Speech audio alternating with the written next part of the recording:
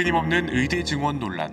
전공에 이어 교수들까지 사직 행렬에 동참하기 시작했습니다.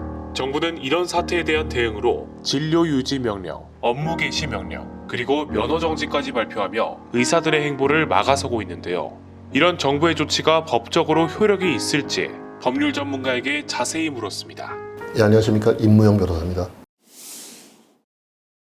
업무 개시 명령의 경우에는 그 명령에 따르지 않을 경우에 형사처벌을 할 수 있게 되어 있습니다. 이게 의료법 제88조인데요. 이에 따르면 3년 이하의 징역 또는 3천만 원 이하의 벌금에 처할 수 있게 되어 있는데, 진료 유지 명령의 경우에는 형사처벌 조항이 없습니다. 따라서 형사처벌은 못하는 대신에 진료 유지 명령을 준수하지 않은 의료인 개인에 대해서는 보건복지부가 의료법에 근거해서 1년 이내에 면허 정지를 할 수 있습니다. 면허 취소 사유는 안 되고 면허 정지는 할 수 있습니다. 물론 이것이 유효한 명령일 경우를 전제로 그렇다는 얘기입니다.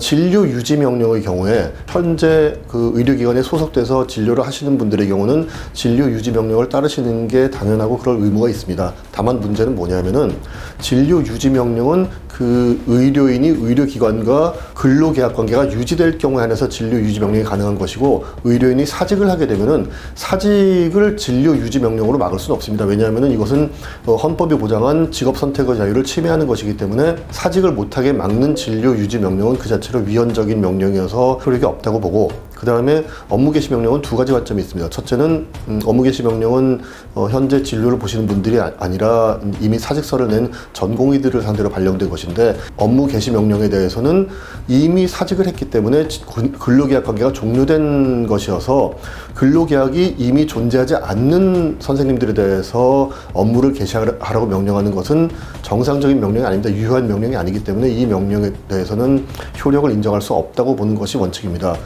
만약에 이 업무 개시 명령에 대한 효력을 인정할 경우에는 근로계약이 없이도 의사가 의료기관에서 근무를 해야 된다는 것이 되기 때문에 사직서의 효력이 인정되는 한에서는 업무 개시 명령은 효력이 없다고 보고요. 그 다음에 두 번째로 업무 개시 명령의 내용에 대해서도 또 좀 문제가 될 수 있는데, 지금 현재 보건복지부가 발령하는 명령은 업무 개시를 하되 업무 개시를 자신이 기존에 소속했던 의료기관에서 하라는 겁니다. 이것은 뭐냐면은 의사가 자신이 소속됐던 의료기관이 아닌 다른 곳에서 업무를 수행할 수 있는 기회를 박탈하고 그 기회를 금지하는 것이거든요. 이 역시 직업선택의 자유를 침해하는 것이기 때문에 보건복지부의 명령이 명백하게 위헌적인 명령이기 때문에 역시 무효라고 봅니다.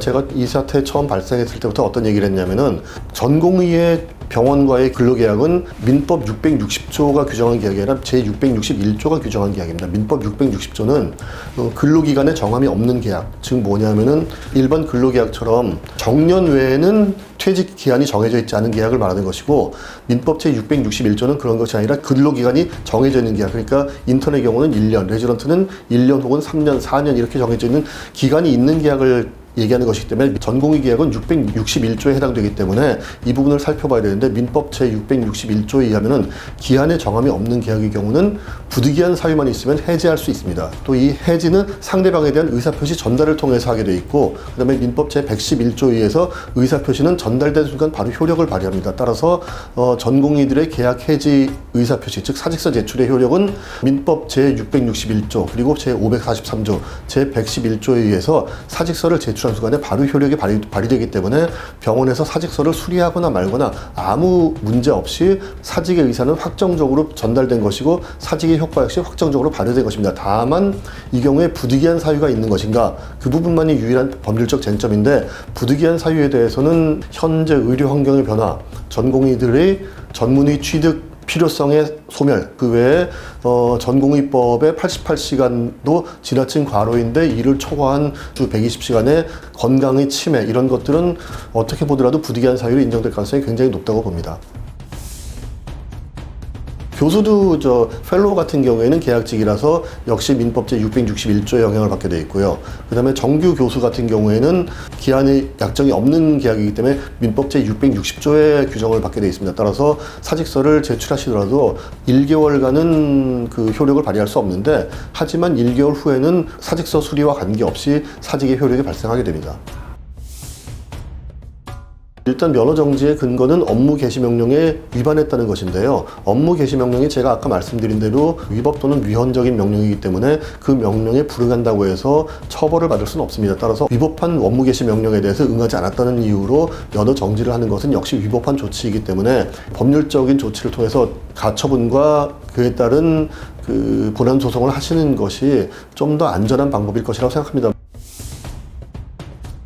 이번 사태는 파업은 절대로 아닙니다. 왜냐하면은 파업이라는 것은 해당 직장에 근로를 복귀하는 것을 전제로 하는 것인데 전공의들의 사직서 제출은 이미 확정적으로 효과가 발령됐기 때문에 직장으로 복귀를 하지 않는 것이 예정되어 있거든요. 그런데 파업이라는 것은 한시적으로 근로고용관계를 유지하면서 한시적으로 그 직장의 근로를 제공하지 않는 것인데 반해서 이번 전공의들의 사직은 전공의들이 해당 병원에서 수련을 하지 않겠다는 의사를 표현한 것이기 때문에 이건 명백하게 사직입니다. 따라서 사직에 대해서 파업이라는 그런 프레임으로 대응을 하는 것은 법률적으로 합법적인 대응이 될 수 없는 데다가 그 다음에 이 개인적인 사직에 대해서 보건복지부에서 사직서 수리 금지 명령을 내렸는데 사직서 수리 금지 명령이라는 것은 위헌적인 것이어서 전혀 효과가 없는 명령이라고 볼 수 있습니다.